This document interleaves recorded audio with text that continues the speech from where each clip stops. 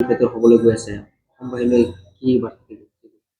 আজি পবিত্ৰ ৰমজান মাহৰ সমাপ্তিৰ দিন।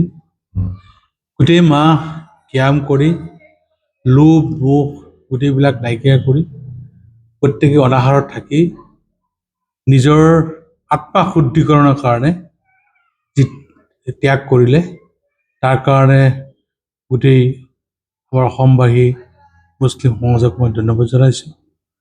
আৰু অহাকালি ঈদ উল ফিতৰ উপলক্ষে ৰূপীহাট বিধানসভা সমষ্টিসমূহ জনগণৰ লগতে অসমৰ বিভিন্ন জাতি জনগোষ্ঠীক সামৰি বৃহত্তৰ অসমীয়া জাতিৰ সকলো লোককেই মই আন্তৰিক শুভেচ্ছা জ্ঞাপন কৰিছোঁ।